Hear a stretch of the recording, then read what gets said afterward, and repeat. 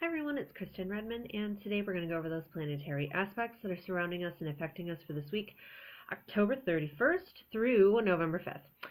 And happy Halloween to everybody today. And that's kind of where we're going to put a lot of the focus this week, is on the whole idea of Halloween and what it represents for all of us living folk on this side of the veil, right? Interestingly enough, this week we don't have a lot of aspects that are happening or planets transiting into new signs or anything along those lines. So it's pretty cool. I like those weeks for the fact that it gives me a chance to do a little bit more of a specific reading for us, but also just to kind of focus where the sun is shining its light the greatest right now, and that's in Scorpio. And Scorpio represents death and transformation that happens from the losses that we go through in this life. And it also represents kind of going deep within, finding our spiritual self, finding that connection that we have to the other side, and the resources that we have available to us to get along this path in life, I guess. So here we are, it's Halloween. And Halloween is based off of an ancient holiday back in the Celtic days called Samhain, is what it's called. And the actual day for that was November 1st, okay? 111.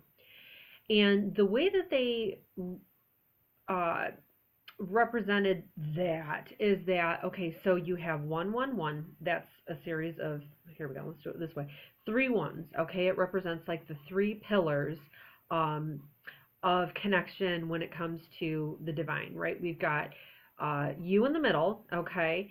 And then you've got this earth plane that we live on here, and then we've got the other side here, the spiritual side, where God and the angels and all of them are, and our loved ones that have passed on. Okay, so we've got the 3 pillars here, and here we are in the middle, balancing in between the two, okay? And that's kind of what I suppose Scorpio, in this time of year where we're so focused on death and losses and spooky things of Halloween, it's kind of where we draw that focus is to us, the middle finger, us in the middle here, finding that balance in between the two. And I guess that's kind of what life really is all about, right? Is finding that balance in everything we do, balancing the darkness of ourselves with the lightness of ourselves, finding the happy medium in between the darkness and the light within everything, right? And that's how we kind of stay calm in the turbulent waters that life brings us. And so this time, Samhain, and when the sun is in Scorpio, that is when the veil is the thinnest between those two worlds, where us, the middle finger here, can really walk on that tightrope between the two and access that knowledge of the other side. And we can get in touch with our spiritual side. We can delve into the world of metaphysics and not be as scared or as intimidated as we would any other time of year, because that veil is so much thinner, where we're able to accept that help from the angels, accept that help from our spirit guides, and contact our loved ones that have passed on. I'm sure a lot of you are finding that you are having lots of dreams lately, right? I know a lot of people are, because I talked to a lot of people this weekend when I was doing readings about that as well, and just the clients that I have and my own self and my friends. It is a time of year when dreams are at a heightened state, okay? Because we're all in this lifetime, no matter where you're at in your life, you're always seeking to improve yourself. You're always seeking to find that external guidance on your internal journey, okay? And so know that at this time, while the sun is shining its light through the sign of Scorpio, for the next couple of weeks especially, we are able to really work on that transformation process. And what it really is a process of shedding the old ways, shedding that skin like a snake that's rubbing its nose on a rock, right? Trying to get out of that old skin and get out of that uncomfortable, limiting, restricting, tight skin that used to work, but it doesn't anymore, right? No matter what, life's going to change, isn't it? Life is always going to change, and we've got to work with it. Don't try to buck the system and stay back where you're comfortable, because then you can't grow into the spirit you were meant to be and into that purpose you were meant to do here. So where we're at now, Halloween and focusing on all those things, and in Scorpio, it's about shedding that skin. It's about releasing the old death and grief and loss and old stagnated things that don't work anymore. They don't work anymore. And it's about rebirthing ourselves so we can travel along our path in this lifetime. So a lot of that's happening this week, okay? That's kind of been the gist for the past couple of weeks, but we kind of carry that through this Halloween week. Some of the other aspects that are happening, mostly, and not ironically enough, is Neptune, the planet of metaphysical connection and dreams, and also can be disillusionment also. So this week we've got a lot of that going on. Neptune's making some connections with that Scorpio Sun and Mercury. The Sun, of course, represents our outer self. Oh, I just realized I'm not zipped up. Boop! Sorry. Our outer self and how the world sees us and how we operate in the world. And then Mercury represents our thought process and how we communicate with others. And I'm thinking in this terms, with it being Scorpio, how we communicate with the other side. Not just how we communicate those deep emotions that we have inside to others, but also to the other side. So this is the time when we really seek that inner therapist in ourselves, or the ones out there that can help us as well to transform. So increased intuition this week, look out for that. Probably a lot of increased dreams too. Don't be surprised if you can't remember a lick of it in the mornings and you feel like you ran a marathon, okay? Because you're working through a lot of things. They're helping you work through some of these blocks so you can shed that skin and do what it is you need to do in this lifetime. So, hey, here we go. Let's get a little bit more insight through the cards, through the stones, and see what it is they have to tell us. So, oh, angels. All right, let's see who's with us here today and working with us. All right. Alrighty. Ooh, a rutilated quartz. How cool, because it kind of matches my outfit today. This rutilated quartz is quite an interesting thing. Let me tell you, anybody, I mean, we had a quartz last week in our reading. Quartz is the most important stone for anybody to have because it's like a master stone. It can take on the properties of any stone, any color, to help heal and get us to a vibrational level where we can take on the healing properties of that color. And so quartz kind of does all of that. It's like the rainbow of the prism of colors. So we've got that as a base to this stone, but it's also filled with black tourmaline, which is one of the most protective of the stones. It helps to protect you from others' energies that try to take from you, but it's also a protection of yourself from the spiritual energies that aren't so great, that are trying to get through. As you're opening yourself up and trying to receive that information, you're going to have some sneaky little buggers that are trying to get in there too. So the black stones help kind of protect you from that as well. And then also in there too, you can't see it, but there's these little, oh, maybe you can, these little flecks that look like straw, okay? And I can't remember the name of exactly what that is. I'm assuming it's another form of tourmaline of some sort as well.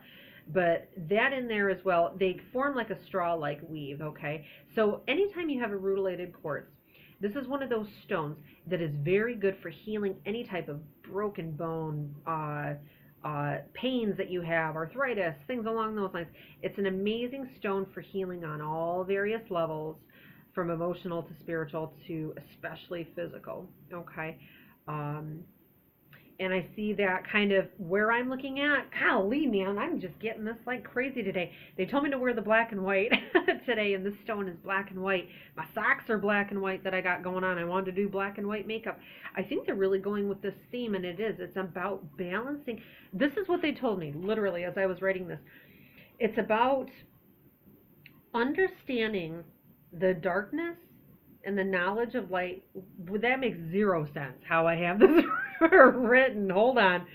Okay, so it's, okay, I'm not even going to read that, okay, because now it looks terrible. What it is, right, like I said earlier, everything in life has a polar opposite. You've got the darkness and the lightness. You can't have good without bad. And you can't always look at the bad like it's this horrible thing. You need the bad to be able to accept the good and to be a part of the good. They have to be balanced to one another. There has to be evil with the goodness. And it's kind of that same thing today as we're in that veil in between the two. So, man, it's 10 minutes already and I'm still going here. Yay for that. Balancing polarities, finding the good and the bad within ourselves and accepting them and balancing them. I'm going to shuffle these cards 6 times, okay? Because 6 is a number of harmony. 6 is a number of happiness. It's a number of going from the most difficult times in the darkness to taking that first step into going into the light. And that is kind of that focus that we bring in today and for this week. So,